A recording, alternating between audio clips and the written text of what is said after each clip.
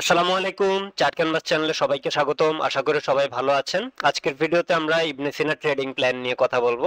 তো এই ভিডিওতে আমরা মূলত ইবনে সিনাকে সামনে রেখে দেখাবো যে ব্রেকআউট ট্রেডিং অথবা মিড টার্মের জন্য কিভাবে একটা স্টকের ট্রেডিং প্ল্যান করতে হয়। তো ভিডিও শুরু করার আগে যারা আমাদের চ্যানেলে এখনো সাবস্ক্রাইব করেন নাই, please subscribe the channel. Video শুরু করার আগে একটা ডিসক্লেমার দিয়ে নিচ্ছি। এই ভিডিওটা এডুকেশনাল পারপাসে তৈরি করা একটা ভিডিও। এই ভিডিওতে কোনো ইনভেস্টমেন্ট অ্যাডভাইস দেওয়া হচ্ছে না। এই ভিডিও দেখে কেউ কোনো ধরনের ইনভেস্টমেন্ট ডিসিশন নেবেন না। মনে রাখবেন পুঁজিবাজার ঝুঁকিপূর্ণ, জেনে ও বুঝে বিনিয়োগ করতে হবে আপনাকে। আমরা ভিডিওতে চলে আসি এবং ভিডিও শুরু করার আগে আরেকটু কিছু কথা বলে নিচ্ছি যে আমাদের ভিডিওটার টাইটেল যেহেতু ইবনে সিনা ট্রেডিং প্ল্যান, অনেকেই বলবেন যে আমরা এখানে ট্রেডিং প্ল্যান বলতেছি দেন আবার বলতেছি যে এটা কোনো ইনভেস্টমেন্ট ডিসিশন না। তো এটা আসলে কিভাবে সম্ভব? তো জিনিসটা এভাবে চিন্তা করেন যে ইবনে সিনাতে আমরা একটা ব্রেকআউট বা একটা প্যাটার্ন দেখতেছি, সেই জন্য ইবনে সিনা নিয়ে ভিডিওটা করতেছি।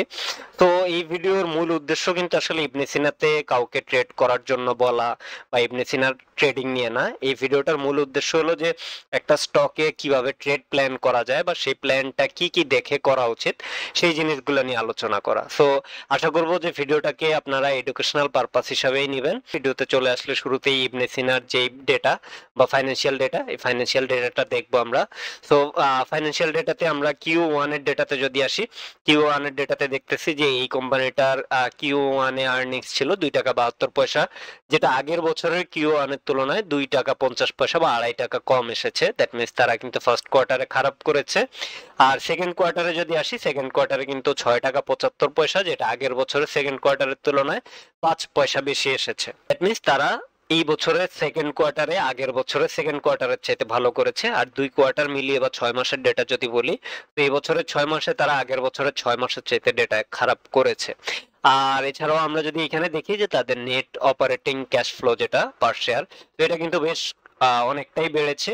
2 কোয়ার্টারেই, এক কোয়ার্টারে বেড়েছে আগের বছরের তুলনায় 8 টাকা 50 পয়সা, আর সেকেন্ড কোয়ার্টারে বেড়েছে 6 টাকা 20 পয়সা। আর এইখানে ফেব্রুয়ারি পর্যন্ত ইনস্টিটিউট হোল্ডিংস দেয়া আছে, সেটাতে আমরা দেখতে পাচ্ছি যে ফেব্রুয়ারিতে জানুয়ারির তুলনায় 0.83% ইনস্টিটিউট হোল্ডিংস বেড়েছে। তো এই ছিল ওভারঅল তাদের যে ফান্ডামেন্টাল ডেটা, এই ডেটা।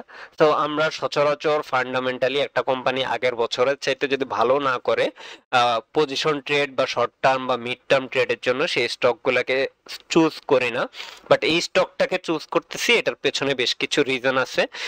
যেমন আমরা যদি এই নিউজটাতে আসি, এটা কিন্তু ডেইলি স্টারের 17 অক্টোবর 2024-এর একটা নিউজ। এই নিউজটাতে ডেইলি স্টার বলতেছে যে 3 drug makers ready to produce raw materials in API park. API পার্কে 3টা ড্রাগ মেকারস তারা এপিআই র মেটেরিয়ালস প্রডিউস করার জন্য রেডি, এটাই বলতেছে। সো আমরা এটা নিয়ে কথা বলার আগে শুরুতেই জেনে নেব এপিআই জিনিসটা কি।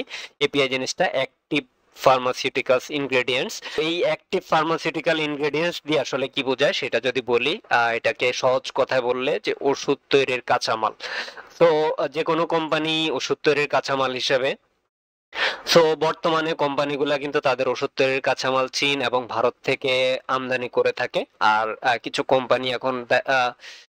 কোম্পানি এখন উদ্যোগ নিচ্ছে যে এই এপিআই গুলা বা ওষুধ তৈরির কাঁচামাল গুলা তারা দেশেই বানাবে। এর মধ্যে কিন্তু ইবনে সিনা একটা। যেমন আমরা এখানে দেখতেছি যে 3টা কোম্পানির কথা বলা হচ্ছে, 3টার মধ্যে 2টা একমি ল্যাবরেটরিজ এবং ইবনে সিনা ফার্মাসিউটিক্যালস, তারা কিন্তু কারেন্টলি রেগুলেটরির অ্যাপ্রুভালের জন্য ওয়েট করতেছে। আমরা কিন্তু এখন পর্যন্ত দেখতেছি যে তারা খুব শীঘ্রই এপিআই এর প্রোডাকশনে যাবে। এপিআই প্রোডাকশনে গেলে সেটা কিন্তু একটা বেশ বড় বা বেশ ভালো একটা কাজ হবে, কারণ বর্তমানে কিন্তু ওষুধ কোম্পানিগুলা চীন এবং ইন্ডিয়া থেকে এপিআই ইম্পোর্ট করে থাকে।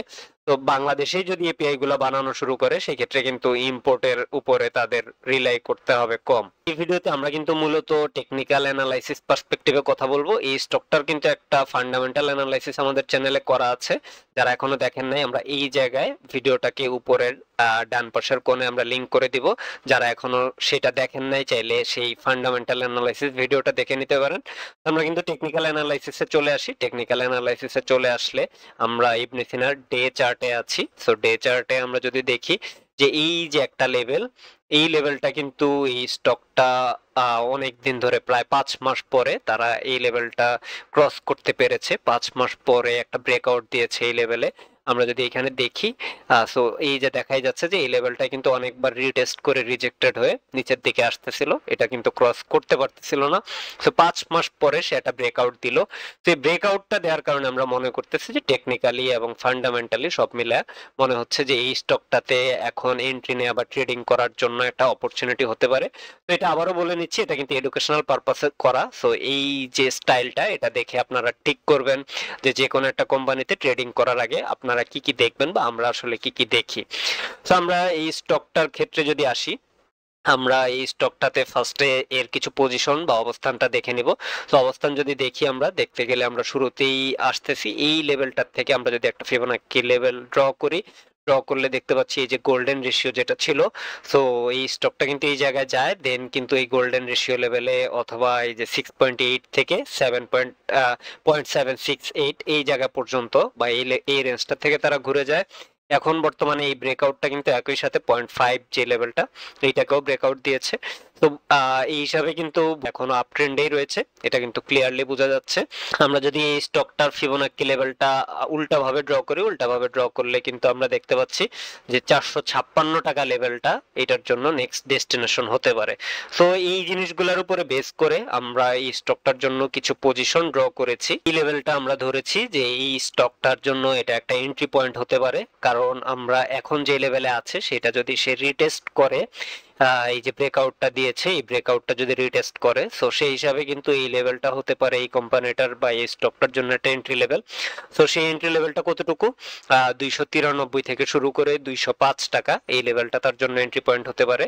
আর নেক্সট রেজিস্ট্যান্স লেভেল যদি আমরা ড্র করি এই স্টকটার জন্য, সো নেক্সট রেজিস্ট্যান্স লেভেলে আমরা পাচ্ছি এই যে এই পয়েন্টটা। তো এইটা কতটুকু, 370 টাকা থেকে 380 টাকা পর্যন্ত লেভেলটা কিন্তু এই কোম্পানিটার জন্য নেক্সট রেজিস্ট্যান্স লেভেল। আর একই সাথে পরবর্তী রেজিস্ট্যান্স লেভেল হিসাবে আমরা ড্র করতেছি 450 টাকার এই লেভেলটাকে। তো 450 টাকার লেভেলটা আমরা কিভাবে নিয়েছি সেটা অলরেডি হয়তো আপনারা বুঝে গিয়েছেন। আমরা কিন্তু ফিবোনাক্কিতে দেখেছিলাম যে এই 456 টাকার মাঝামাঝি একটা লেভেল এসেছিল। তো আমরা সেই ফিবোনাক্কি থেকেই এই স্টকটাকে 450 থেকে 60 লেভেলটাতে সেকেন্ড রেজিস্ট্যান্স জোন হিসাবে ধরেছি। তো এইগুলা কিন্তু আমাদের এন্ট্রি পয়েন্ট এইখান থেকে এতটুকু, ফার্স্ট টার্গেট পয়েন্ট এইটা আর সেকেন্ড টার্গেট পয়েন্ট এটা। তো এন্ট্রি পয়েন্ট যদি ধরি, এখন এই স্টকটাতে ট্রেড করা আমাদের উচিত হবে কিনা সেটা দেখার জন্য আমরা দেখব যে এইটাতে আমরা কেমন রিস্ক রিওয়ার্ড রেশিও পাই।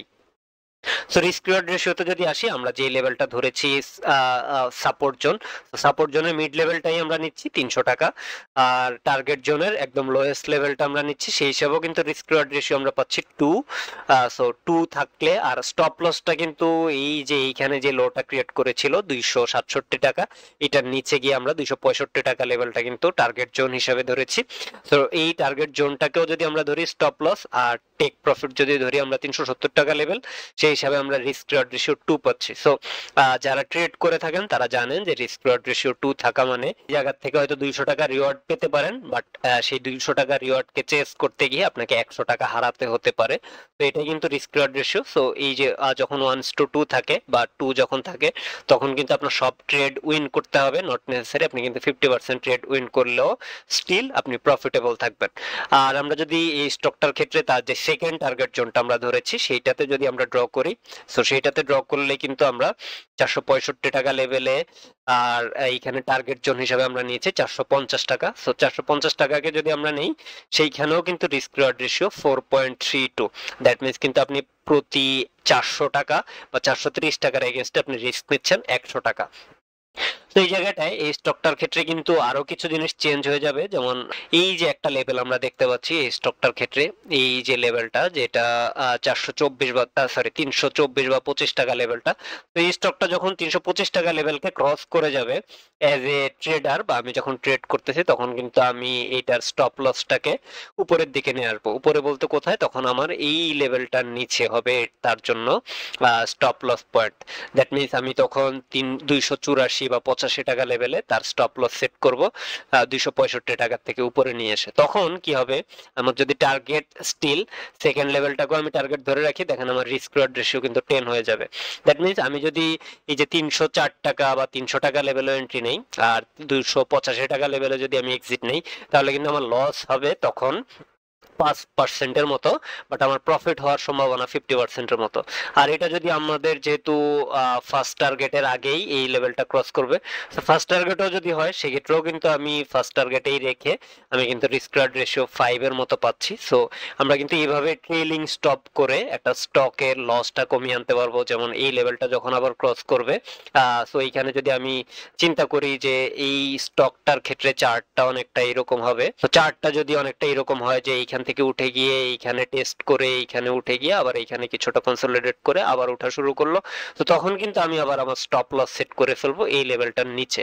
সো তখন কিন্তু স্টপ লস মানে ওটা কিন্তু আসলে আলটিমেটলি আমার জন্য একটা প্রফিট লেভেল। তো এইভাবে কিন্তু আমরা যদি ট্রেড করি এবং ট্রেড করার ক্ষেত্রে আমরা যদি একটা মোটামুটি ভালো ফান্ডামেন্টাল বা অনেক ভালো ফান্ডামেন্টালস হতে হবে নট নেসেসারি, কিন্তু মোটামুটি একটা লেভেলে বা মিডিওকর লেভেলে একটা ফান্ডামেন্টাল ডেটা কিন্তু থাকা চাই, তারপরেই আমরা একটা স্টকে ট্রেড করব। এছাড়া কিন্তু আমরা কোনো স্টকে জেড ক্যাটাগরি অথবা কোনো রিউমার শুনে কিন্তু কোনো স্টকে ট্রেড করব না। তো মোটামুটি লেভেলে যখন একটা কোম্পানিতে বা একটা স্টকে যখন ফান্ডামেন্টালস ডেটা থাকবে, তখন আমরা ওটাতে ট্রেড করলে যেটা হবে যে আমাদের যে প্ল্যান সেটাতে যদি আমরা এক্সিকিউট নাও করতে পারি, তাহলে কিন্তু আমার লসটাকে মিটিগেট করা যায়। একই সাথে ওয়ারেন বাফেট যে কথাটা বলেন যে যে স্টকটাকে আমি আমার পোর্টফোলিওতে 5 বছর বা 10 বছর হোল্ড করতে পারবো না, সেটাকে আমি আমার পোর্টফোলিওতে একদিনও হোল্ড করব না। তো আমি যখন একটা খারাপ কোম্পানিকে ট্রেড করতেছি, দ্যাট মিনস একদিন হোল্ড করতেছি, ওটাতে কিন্তু আমার 10 দিন আটকে থাকার চান্স থেকেই যায়। তো এই জন্য আমরা যেটা করবো যে ট্রেড করার ক্ষেত্রে মোটামুটি ফান্ডামেন্টালস আছে এরকম কোম্পানিগুলোকেই চুজ করব। ভিডিও শেষ করব তার আগে যারা আমাদের চ্যানেলে এখনো সাবস্ক্রাইব করেন নাই, প্লিজ সাবস্ক্রাইব দ্য চ্যানেল। আর যারা অলরেডি সাবস্ক্রাইব করে ফেলেছেন তারা কমেন্টে অবশ্যই মতামত জানাবেন। ধন্যবাদ সবাইকে, আসসালামু আলাইকুম।